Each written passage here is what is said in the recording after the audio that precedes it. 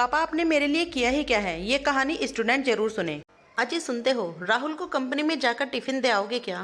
क्यों, आज राहुल टिफिन लेकर नहीं गया? शरद राव ने पूछा। आज राहुल की कंपनी में चेयरमैन आ रहे हैं, इसीलिए राहुल सुबह 7 बजे ही निकल गया और इतनी सुबह खाना नहीं बन पाया था। ठीक है, दे आता हूँ मैं, शरद राव ने हाथ पर पेपर रखते हुए कहा और अपने कपड़े बदलने के लिए कमरे में चले गए। पुष्पाबाई ने राहत की सांस ली। शरद राव तैयार हुए। मतलब उसके और राहुल के बीच हुआ विवाद उन्होंने नहीं सुना था। विवाद भी कैसा, हमेशा की तरह राहुल का अपने पिताजी पर दोषारोपण करना और पुष्पाबाई का अपने पति के पक्ष में बोलना। विषय भी वही, हमारे पिताजी ने हमारे लिए किया ही क्या है। मेरे लिए क्या किया है मेरे बाप ने? माँ, मेरे मित्र के पिताजी भी शिक्षक थे, पर देखो उन्होंने कितना बड़ा बंगला बना लिया। नहीं तो एक हमारे पिताजी, अभी भी हम किराए के मकान में ही रह रहे हैं। राहुल, तुझे मालूम है कि तेरे पिताजी घर के बड़े हैं और 2 बहनों और 2 भाइयों की शादी का खर्चा भी उन्होंने ही उठाया है। सिवाय इसके तुम्हारी बहन की शादी का भी खर्चा उन्होंने ही किया है। अपने गांव की जमीन कोर्ट कचहरी भी लगी रहती है। ये सारी जवाबदारी किसने उठाई? क्या उपयोग हुआ उसका?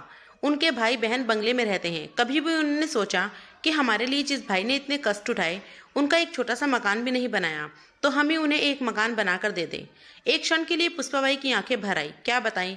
अपने जन्म दिए पुत्र को बाप ने क्या किया मेरे लिए पूछ रहा है। फिर बोली, तुम्हारे पापा ने अपना कर्तव्य निभाया, भाई बहनों से कभी कोई आशा नहीं रखी। राहुल मूर्खों जैसी बातें करते हुए बोला, अच्छा वो ठीक है, उन्होंने हजारों बच्चों को ट्यूशन ली। यदि उनसे फीस ली होती तो आज पैसों में खेल रहे होते। आजकल की क्लासेस वालों को देखो, इंपोर्टेड गाड़ियों में घूम रहे हैं। यह तुम सच बोल रहे हो, परंतु तुम्हारे पिताजी का तथ्य था ज्ञान दान का पैसा नहीं लेना चाहिए। इससे इन्हीं तथ्यों के कारण इनकी इतनी प्रसिद्धि हुई है और कितने पुरस्कार मिले, इसकी कल्पना भी नहीं है तुम्हें। ये सुनते ही राहुल एकदम नाराज हो गया। क्या चाटना है इन पुरस्कारों को? उन पुरस्कारों से घर थोड़ी ना बनेगा, पड़े ही धूल खाते हैं, कोई नहीं पूछता उनको। इतने में दरवाजे पर दस्तक हुई। राहुल ने दरवाजा खोला तो शरद राव खड़े थे। पापा ने उसका बोलना तो नहीं सुना।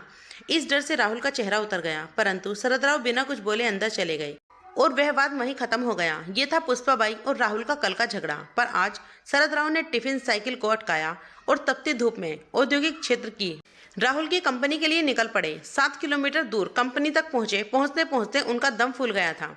कंपनी के गेट पर सिक्योरिटी गार्ड ने उन्हें रोक लिया। राहुल, पाटिल साहब का टिफिन देना है, अंदर जाऊं क्या? अभी नहीं, साहब आए हुए हैं, गार्ड बोला। चेयरमैन साहब आए हुए हैं, उनके साथ मीटिंग चल रही है, किसी भी क्षण वो मीटिंग खत्म हो सकती है। चेयरमैन साहब को आप दिखने नहीं चाहिए। शरद राव थोड़ी दूरी पर धूप में ही खड़े रहे।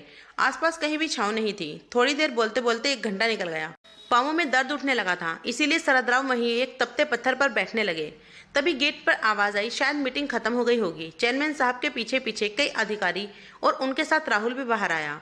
अपने पिताजी को वहां खड़े देखा तो मन ही मन नाराज हो गया। चेयरमैन साहब कार का दरवाजा खोलकर बैठने ही वाले थे तो उनकी नजर शरद राव की ओर उठ गई। कार में ना बैठते हुए वो वैसे ही बाहर खड़े रहे। वो सामने कौन खड़ा है?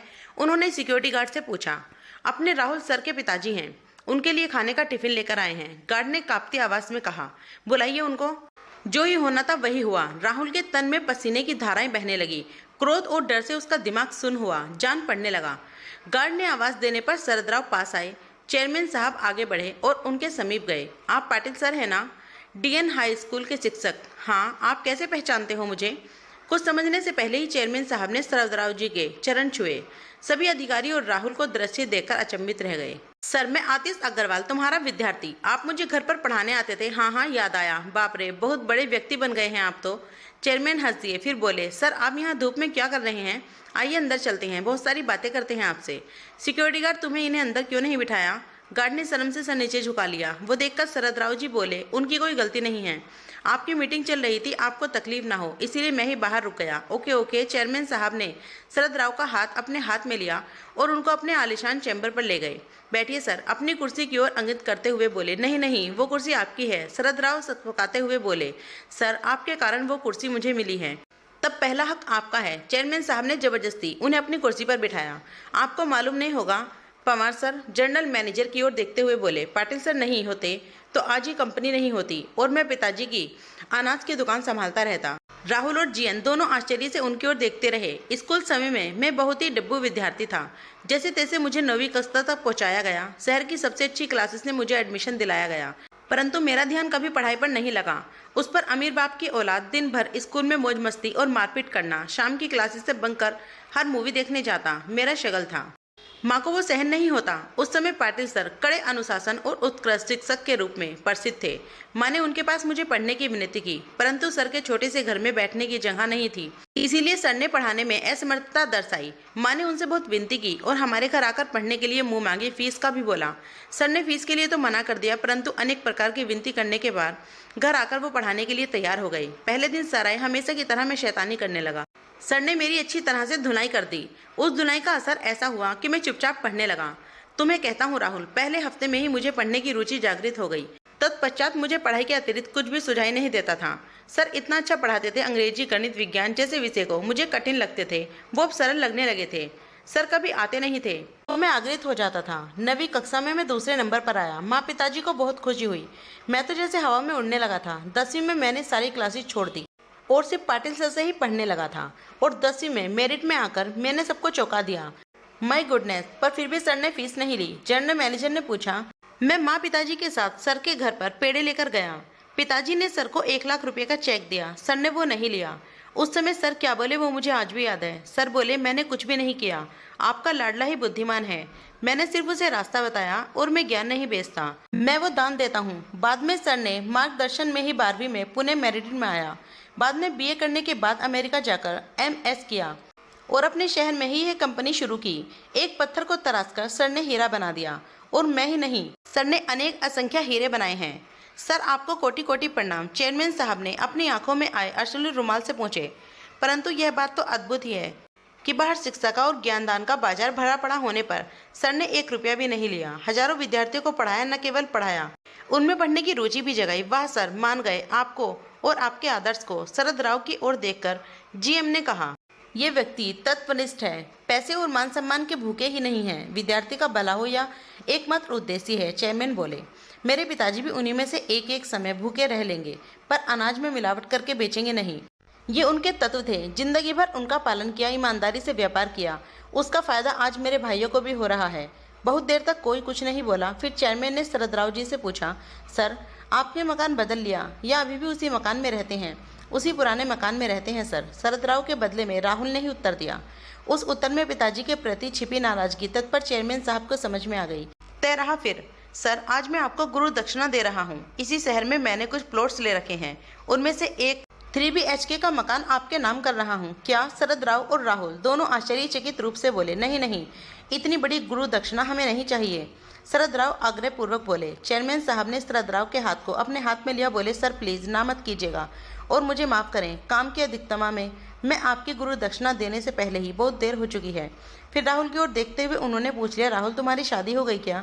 नहीं सर, जम गई है, और जब तक रहने को अच्छा घर नहीं मिल जाता तब तक शादी नहीं हो सकती। ऐसी शर्तें मेरे ससुर जी ने रखी, इसी वजह से अभी तक शादी की डेट फिक्स नहीं की है। तो फिर हॉली बुक नहीं किया। चेयरमैन ने फ़ोन उठाया और किसी से बात करने लगे। समाधान करा के चेहरे से फ़ोन हटाकर धीरे से बोले, अब चिंता की कोई बात नहीं है, तुम्हारे मैरिज गार्डन का काम हो गया। सागर लॉन्च तो मालूम ही होगा सर, वह तो बहुत महंगा है। अरे तुम्हें कहाँ पैसे चुकाने हैं? सर के सारे विद्यार्थी सर के लिए कुछ भी कर सकते हैं। सर के बस एक आवाज़ देने की बात है, परंतु सर तनिष्ठ थे, वैसे करेंगे भी नहीं। इस लॉन्च का मालिक भी सर का ही विद्यार्थी है। मैंने उसे सिर्फ बताया, सिर्फ होली नहीं तो वो भोजन सहित संपूर्ण शादी का खर्चा भी उठाने की जिम्मेदारियां ले ली है उसने, वह भी सब खुशी से। तुम केवल तारीख बताओ और सामान लेकर जाओ। बहुत बहुत धन्यवाद सर। राहुल अत्यधिक खुशी से हाथ जोड़कर बोला, धन्यवाद मुझे नहीं, तुम्हारे पिताजी को कहो राहुल, ये उनकी पुण्य ही है। और मुझे एक वचन दो राहुल, सर के अंतिम सांस तक तुम उन्हें अलग नहीं करोगे और उन्हें कोई दुख भी नहीं होने दोगे। मुझे जब भी मालूम चला कि उन्हें दुख दे रहे हो, न केवल इस कंपनी से लात मारकर भगा दूंगा, परंतु पूरे महाराष्ट्र में किसी भी स्थान पर नौकरी करने लायक नहीं छोड़ूंगा। ऐसी व्यवस्था कर दूंगा। चेयरमैन साहब कठोर शब्द में बोले, नहीं सर, मैं वचन देता हूँ, वैसा कुछ भी नहीं होगा। राहुल हाथ जोड़कर बोला। शाम को जब राहुल घर आया तब शरद राव किताब पढ़ रहे थे। पुष्पाबाई पास ही सब्जी काट रही थी। राहुल ने बैग रखी और शरद राव के पैर पकड़कर बोला, पापा मुझे गलती हो गई, मैं आपको आज तक गलत समझता रहा, मुझे पता नहीं था पापा आप इतने बड़े व्यक्तित्व लिए हुए हों। शरद राव ने उसे उठाकर अपने सीने से लगा लिया। अपना लाडला क्यों रो रहा है पुष्पाबाई की समझ नहीं आ रहा था, परंतु कुछ अच्छा घटित हुआ है, इसीलिए पिता पुत्र में प्यार उमड़ रहा है। ये देखकर उनके नैनों से भी कुछ बूंदें गाल पर लुढ़क आई। एक विनती, यदि पढ़कर कोई बात अच्छी लगे तो यह पोस्ट किसी स्नेही जनक को भेजिएगा जरूर। खाली वक्त में हम कुछ अच्छा भी पढ़ें। कृपया अपने पिताजी से कभी यह ना कहें कि आपने मेरे लिए किया ही क्या है। जो भी कमाना हो वो स्वयं अर्जित करें। जो शिक्षा और संसार उन्होंने तुम्हें दिए हैं वही कमाने के लिए पथक दर्शन रहेंगे। दोस्तों, कहानी कैसी लगी कमेंट करके जरूर बताइएगा। कहानी पसंद आए तो वीडियो को लाइक शेयर कमेंट और चैनल को सब्सक्राइब करना। वीडियो पूरा देखने के लिए बहुत बहुत शुक्रिया।